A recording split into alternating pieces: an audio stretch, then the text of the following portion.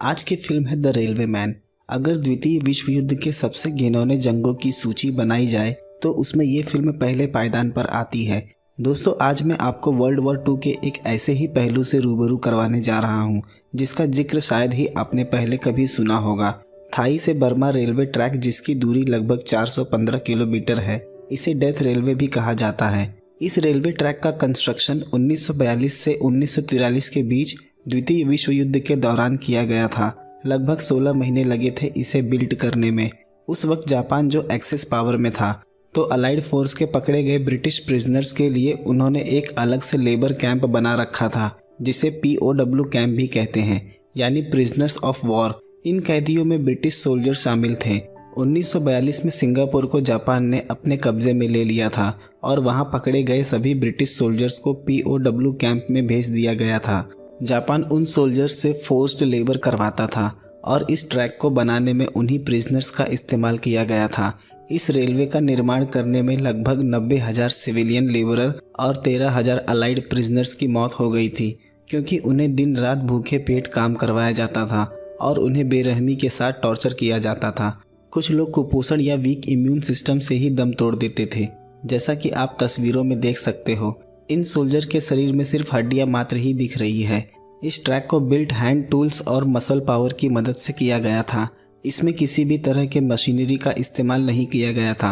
आप इस बात से अंदाज़ा लगा सकते हो कि कितना खौफनाक मंजर रहा होगा। ये फिल्म उसी सच्ची घटना पर आधारित है। चलिए फिल्म का एक्सप्लेनेशन शुरू करते हैं। साल है 1980। हम इंग्लैंड के वेटरन्स क्लब का दृश्य देखते हैं। वेटरन क्लब वो होता है जहां जंग से लौटे हुए पुराने सिपाही वक्त बिताते थे। द्वितीय विश्व युद्ध को भी खत्म हुए 30 सालों का वक्त बीत चुका है। वहां हम एक शख्स को बैठा हुआ देखते हैं। उसका नाम एरिक है। एरिक सेकेंड वर्ल्ड वॉर में एक ब्रिटिश ऑफिसर रह चुका है। वहां उसका दोस्त फिनले भी है, जो जंग में उसके साथ था। एरिक को रेलवे से काफ़ी लगाव है। वो एक मोटी सी किताब लेकर बैठा है और सभी ट्रेन्स के टाइम टेबल को देख रहा है। उसे जाना भी कहीं नहीं होता, पर वो ट्रेन में बैठ जाता है और फिर आकर उसी स्टेशन पर उतर जाता। ये एरिक के डेली रूटीन में था। एक दिन इसी तरह से ट्रेन में सफ़र करते वक्त उसकी मुलाकात एक महिला से होती है। उसका नाम पैट्रिसिया था। वो उसकी बातों को काफ़ी पसंद करती है और वो दोनों में काफ़ी बातें होती हैं। फिर एरिक अपने स्टॉप पर उतर जाता है, पर उसे अब भी उसी महिला का ख्याल आ रहा था, क्योंकि जंग से आने के बाद उसने शादी भी नहीं की थी। तब से वो अकेला ही है। दूसरे दिन वो वेटरन क्लब में बैठा फिनले से उसी महिला का जिक्र कर रहा था। शायद अब वो उसे पसंद करने लगा है। वो दूसरे दिन भागकर फिर उसी स्टेशन पर जाता है। शायद पैट्रिसिया की उससे मुलाकात फिर हो जाए, क्योंकि एरिक को ट्रेन्स की अच्छी जानकारी थी और वो अपना अधिकतर समय रेलवे में ही बिताता था। वहाँ वो पैट्रिसिया को ट्रेन से उतरता देखता है। वो भी एरिक को वहाँ देख के सरप्राइज हो जाती है। उसे एरिक से वहाँ मिलने इत्तेफाक लगता है। वो भी उसे पसंद करने लगी थी। एरिक उसे अपने घर लंच के लिए इनवाइट करता है। पैट्रिसिया ने भी 20 सालों तक नर्स का काम किया है और अब तक शादी नहीं की है, पर अब दोनों के बीच नज़दीकियां बढ़ती जा रही थी। दोनों अपना काफ़ी समय एक दूसरे के साथ बिताने लगे थे। दोनों ने अब शादी करने का फैसला कर लिया था। दूसरे दिन जाकर दोनों शादी कर लेते हैं। वहाँ वेटरन क्लब के कई सोल्जर्स भी आए थे। शाम हम देखते हैं एरिक बेड पर लेटा हुआ है। अचानक उसकी आँख खुल जाती है। वो देखता है उसके कमरे में एक जापानीज सोल्जर खड़ा है। वो एरिक को अपने साथ ले जाने लगता है। एरिक के चेहरे पर एक डर था। होटल से निकलकर वो बाहर आ जाते हैं। बाहर उसे प्रिजन कैंप में ले जाया जाता है, जहां बाकी के सोल्जर्स भी थे। वो सोल्जर्स उसे पकड़ के एक रूम के भीतर ले जाने लगते हैं। एरिक रोने लगता है कि उसे उस रूम में नहीं जाना है, जंग खत्म हो चुकी है। वो ज़बरदस्ती उसे उस रूम में लेकर चले जाते हैं। यहाँ हम देखते हैं कि एरिक अभी भी अपने होटल के कमरे में ही है और नीचे ज़मीन पर गिरा हुआ ज़ोर ज़ोर से रो रहा है। ये जो घटना थी, ये सिर्फ एरिक के दिमाग में चल रही थी। जंग से आने के बाद वो एक साइकोलॉजिकल ट्रॉमा से गुजर रहा है। जंग में उसके साथ कुछ ऐसा हुआ था जिसे वो अब तक नहीं भुला पाया था और ना उसने किसी से कुछ बताया है। वहाँ पैट्रिसिया आ जाती है। उसे इस तरह से रोता देख वो काफ़ी दुखी हो जाती है, पर उसे कुछ समझ नहीं आता कि एरिक के ऐसा करने की वजह क्या है। अब एरिक काफ़ी खामोश रहने लगा था। पैट्रिसिया उसके ऐसा करने के पीछे की वजह जानने की कोशिश करती, पर एरिक उसे कुछ नहीं बताता। एक दिन वो एरिक के रीडिंग रूम में जाती है। वहाँ एक बुक रखी थी जिसमें काफ़ी स्केचेस बने हुए थे। उसमें कुछ सोल्जर्स मिलकर कई लोगों को बेरहमी से मार रहे हैं। कई इंसान ऐसे हैं जिनके शरीर में सिर्फ हड्डियां दिखाई दे रही हैं और उन्हें वहां अलग अलग तरह से सजा दी जा रही है। वो सभी स्केचेस काफ़ी खौफनाक थे। एक दिन एरिक के घर बिल रिकवरी ऑफिसर आता है। उसने कुछ वक्त से बिल पेमेंट्स नहीं किया था। पैट्रिसिया उस ऑफिसर से बात कर रही थी, पर वो ऑफिसर उससे काफ़ी ऊंची आवाज़ में बात कर रहा था। एरिक कमरे में बैठा ये सुन रहा था। अचानक से उसे पता नहीं क्या हो जाता है। वो खंजर उठाकर उस शख्स को मारने चला जाता है, पर सब उसे पकड़ लेते हैं। ये देख पैट्रिसिया काफ़ी डर जाती है। वो फिर से उससे सवाल करती है, पर एरिक उसका कोई जवाब नहीं देता है। दूसरे दिन पैट्रिसिया ब्रिटिश वेटरन क्लब आती है। शायद उसके सवालों के जवाब यहाँ मिल जाए। वो वहाँ से सबके जाने का इंतज़ार करती है। फिर वो भीतर जाकर फिनले से मिलती है, जो एरिक का सबसे करीबी दोस्त है। वो सारी बात फिनले से बताती है, पर वो भी उसे कुछ भी बताने से मना करता है। वो काफ़ी इमोशनल हो जाती है। वो बताती है, मैंने 20 सालों तक नर्स का काम किया है, बहुत से लोगों को कष्ट पीड़ा में देखा है, पर आज से पहले मैंने किसी इंसान को इस तरह से तड़पते नहीं देखा है। ये कहते वक्त उसकी आंखें नम हो गई थी। फिनले बताता है, लोग जंग में किस हालातों से गुजरे हैं शायद ये किसी का समझ पाना मुश्किल है। जंग बीत जाता है, पर उसके घाव सदियों तक बने रहते हैं। पैट्रिसिया कहती है, उसे किसी भी कीमत पर सच जानना है। वो एरिक को इस तरह से तड़पता नहीं देख सकती और वो एरिक को वापस लाने के लिए कुछ भी कर सकती है। फिनले उसे बताना शुरू करता है, जंग से लौटने के बाद एरिक ट्रॉमा से उबर नहीं पा रहा था, तो उसने कॉलोनियल सर्विस ज्वाइन कर लिया और डैम बिल्ड करने अफ्रीका चला गया। और वो बस लेटर के जरिए फिनले से बात करता था और सिर्फ रेलवे ट्रेन की ही बातें किया करता था। और जब वो अफ्रीका से वापस आया तो यहाँ आकर घंटों अकेले बैठा रहता था, किसी से बात भी नहीं करता था और रोज़ ट्रेन में यहाँ से वहाँ सफ़र करता था। और वो ट्रेन के जरिए ही पैट्रिसिया से भी मिला था। उसके ज़िंदगी में ट्रेन की एक मुख्य भूमिका है। वहाँ से फिल्म पास्ट में चली जाती है। साल है 1942, द्वितीय विश्व युद्ध का दौर। हम सिंगापुर का दृश्य देखते हैं। उस वक्त वहाँ ब्रिटिश एम्पायर का कब्जा था, पर एक्सिस पावर जापान, जो कि उस वक्त काफ़ी पावरफुल था, इंग्लैंड से युद्ध करके सिंगापुर पर अपना झंडा फहरा देते हैं। लगभग 7 दिनों के भीतर ही ब्रिटिश एम्पायर ने अपने घुटने टेक दिए। इस घटना को हम फॉल ऑफ सिंगापुर के नाम से भी जानते हैं। वहीं हम एरिक को भी देखते हैं, जो एक रॉयल सिग्नल्स ऑफिसर है, और उसके साथ उसका साथी फिनले भी था। वहाँ से सभी सोल्जर्स को ट्रेन में भर दिया जाता है और वहाँ से 3 दिनों के लंबे सफ़र के बाद उन्हें म्यांमार थाईलैंड उतार दिया जाता है, जहाँ जापानीज़ मिलिट्री पुलिस द्वारा लेबर कैंप चलाया जाता था। उन पुलिस वालों को कैंपिटाई भी कहा जाता था। रात वो देखते हैं वहाँ बर्मा रेलवे ट्रैक का काम चल रहा है, जिसमें कई मजदूर लगे हैं। कई लोग कमजोरी की वजह से काम नहीं कर पा रहे थे, तो वो सोल्जर्स उन्हें काफ़ी मारते थे। ये देख एरिक और उसके दोस्त काफ़ी डर जाते हैं। एरिक और उसके दोस्त इंजीनियर्स थे, तो जापानीज़ उन्हें रेलवे इंजन बनाने का काम सौंप देते हैं। रात फिनले कहता है, मैं इन जापानीज़ के सामने घुटने नहीं टेकूंगा, मैं फ़ाइट करूंगा। हमें यहाँ से किसी तरह से निकलना होगा। सब अपनी अपनी राय दे रहे थे, पर सभी को पता था यहाँ से निकल पाना लगभग नामुमकिन है। एरिक के पास एक रेलवे मैप था, जो उसने ट्रेन में बैठे हुए एक पेपर पर बनाया था, पर उन्हें पता नहीं था कि जापानीज़ ने उन्हें किस जगह रखा है। पर वो अपने अनुमान से पता लगा लेते हैं कि वो इस वक्त थाईलैंड में है और यहाँ थाई से बर्मा रेलवे ट्रैक का काम चल रहा है। बहुत पहले ब्रिटिशर्स के दिमाग में इस रेलवे ट्रैक को बनाने का ख्याल आया था, पर जब उन्होंने देखा कि इसमें बहुत खतरा है और इसे बनाने में काफ़ी वक्त और काफ़ी लोगों की जान जाएगी, तो उन्होंने इसे बनाने का ख्याल अपने मन से निकाल दिया था। आज जापान उसी रेलवे ट्रैक को बना रहा था, जिसका रास्ता पहाड़ियों से होकर जाता है और इसे बनाने में कई लोगों की जान जाएगी। सभी ये बात सुनकर काफ़ी डर जाते हैं। सुबह वो सब मिलकर एक रेडियो रिसीवर बनाने का प्लान करते हैं, ताकि वो बाहर होने वाले युद्ध की खबरों को जान सके। रेडियो बिल्ड करने के लिए उन्हें स्पेयर पार्ट्स की ज़रूरत थी। वो किसी तरह से जापानीज़ की नज़रों से छिपा के रेडियो रिसीवर बना लेते हैं और वो देखते हैं वो काम कर रहा था। एरिक और उसके साथी काफ़ी खुश हो जाते हैं। उस रेडियो को बनाने का मकसद इतना था कि एरिक अपने साथियों का मनोबल बढ़ाना चाहता था, ताकि लोगों में एक उम्मीद बनी रहे। रेडियो के ज़रिए पता चलता है कि रशियंस जर्मनी को जंग में मात देते जा रहे हैं। ये सुन वो सब काफ़ी खुश होते हैं और ये बात कानों कान लेबर कैंप में फैल जाती है, जिससे लोगों के भीतर एक उम्मीद की लहर जाग जाती है। जापानीज़ मिलिट्री को इस बात का पता चल जाता है। सभी लोगों को एक जगह इकट्ठा किया जाता है। एक सोल्जर उस रेडियो रिसीवर को लेकर टेबल पर रखता है। उसे पता चल जाता है कि इस काम में एरिक और उसके साथी शामिल हैं।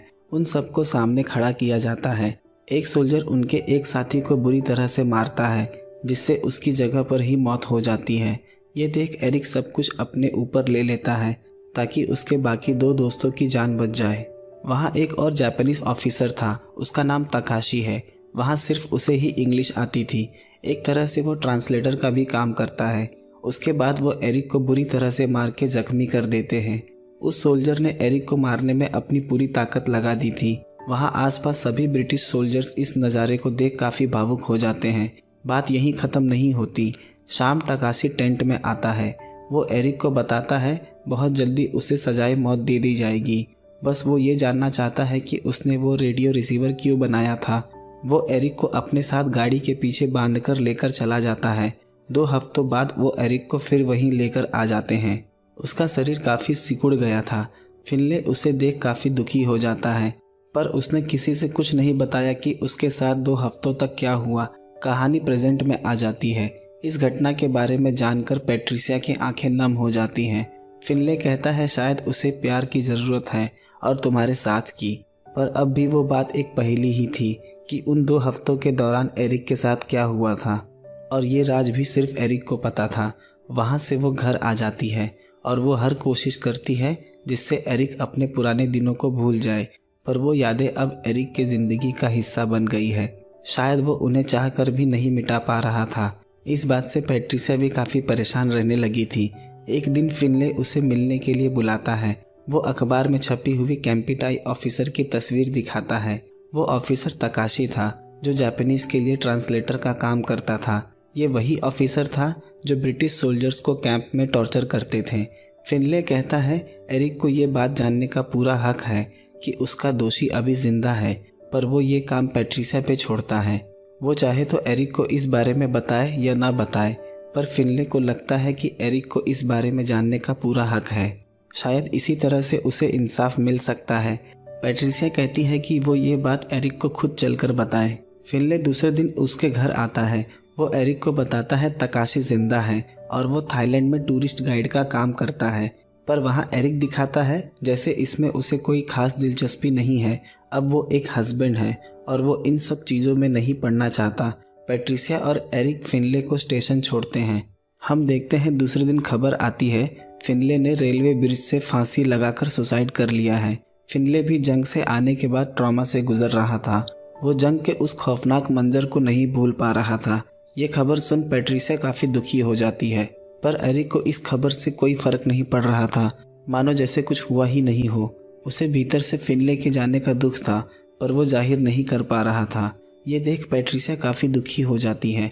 उसे समझ नहीं आ रहा था कि ये जंग के कितने गहरे घाव हैं जो भरने का नाम नहीं ले रहे, बल्कि वक्त के साथ और ताज़ा होते चले जा रहे हैं। एरिक दूसरे दिन अकेले थाईलैंड निकल जाता है। स्टेशन पर उतरते ही मानो सभी पुरानी यादें फिर से ताज़ा हो गई हैं।